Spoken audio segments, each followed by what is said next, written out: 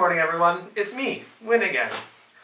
I have been filled with so much excitement this past week watching all the cool winter sports going on. Did you know one of the most popular winter sports, even in a non-Olympic year, is ice hockey? Ice hockey is a little bit like soccer, with a few small differences. Instead of a ball, we use a puck. Instead of wearing our shorts and our shirts, we wear pants and our jerseys with all our protective equipment underneath, and helmets too to protect our heads. And instead of wearing cleats on our feet, we wear skates, because we're not running around on the grass, we're zooming around on the ice, crashing and smashing into one another in one of the fastest, fiercest games ever devised by man. Okay, when I think about it, it might not be that close to soccer, but either way, it's pretty awesome. Ice hockey is a game between two teams, and when the game ends, there can only be one winner. Ties are settled by overtime, and if overtime runs out, there are shootouts. There can only be one victor, and that victor takes home the gold. One of the greatest games in Olympic history happened back in 1980. It was the semi-final game in the medal round, and it was between the Americans and their arch rivals, the Russians. The Russians were a powerhouse team, and they had won 6 of the previous 7 gold medal games.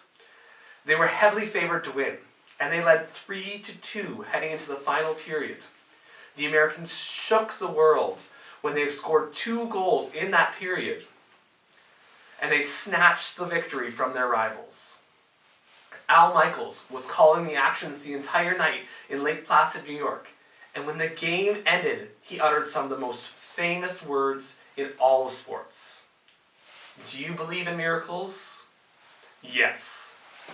As Christians, we are called to believe in miracles. We are called to believe in them because we believe in a God who does miracles. Even today, the Bible tells us of many miracles performed by God and His Son Jesus. And today's story is one of the most amazing miracles in the entire Bible. But first, let's look at our big idea for today. Let's read it together. God can give us victory over any challenge. Our story is found in Exodus chapter 14, verses 19 to 27. And the Bible is the Word of God, and everything in the Bible is true. And God uses the Bible to speak to us. So let's listen carefully and see what He has to say. Then the angel of God, who had been leading the people of Israel, moved to the rear of the camp. The pillar of cloud also moved from the front and stood behind them. The cloud settled between the Egyptian and Israelite camps. As darkness fell, the cloud turned to fire, lighting up the night. But the Egyptians and Israelites did not approach each other all night. When Moses raised his hand over the sea, and the Lord opened up a path through the water with a strong east wind. The wind blew all night, turning the seabed into dry land.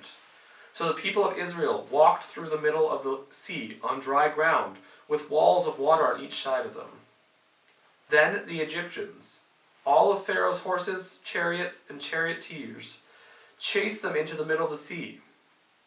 But just before dawn, the Lord looked down on the Egyptian army from the pillar of fire and cloud, and He threw their forces into total confusion. He twisted their chariot wheels, making their chariots difficult to drive. "Let's get out of here, away from these Israelites," the Egyptians shouted. "The Lord is fighting for them against Egypt." Then all the Israelites had reached the other side. The Lord said to Moses, "Raise your hand over the sea again. Then the waters will rush back and cover the Egyptians and their chariots and their charioteers." So as the sun began to rise, Moses raised his hand over the sea, and the water rushed back into its usual place. The Egyptians tried to escape, but the Lord swept them into the sea. The Israelites were former slaves who were on their way to freedom. God had helped them to escape Egypt, but before they could make it to safety in the wilderness, they were stopped by the Red Sea. Pharaoh and his men chased after them. It was a mighty army versus a ragtag group of former slaves. And it looked like defeat for the Israels.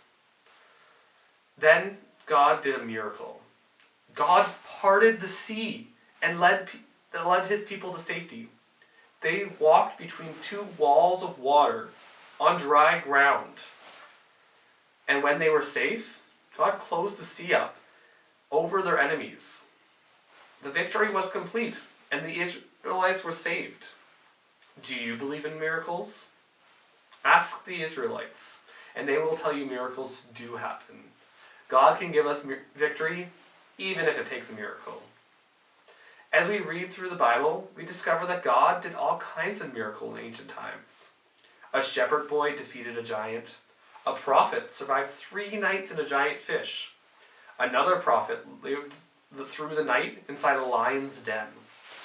In the New Testament, we read that Jesus did even more miracles. He made the blind see. He helped the disabled walk. He gave life to the dead, and he himself even was raised from the dead. Today, people find it hard to believe in miracles. If it can't be explained in a way by science or reason, people think it's just impossible. But doing the impossible is what God does best. God is doing miracles every day. He is healing friendships that were broken. He's giving courage to the weak. He's bringing hope to the hopeless. He is using his people to show those who do not believe in him that he is real. He is winning the hearts of new believers, saving them from sin every day. Do you believe in miracles? Do you believe God can give you victory? Do you have a situation in your life that needs God? As we close today, I want to give you all a minute to give those situations to God. Give God your hurt, your doubt, your confusion. Give him your fears and your discouragement. God gave the Israelites victory by parting the sea. He gave us all victory over sin through Jesus. God can give you victory too. When someone asks, do you believe in miracles? We should all answer yes. I can't wait to see what miracles God has in store for each and every one of you. But until next time, stay cool.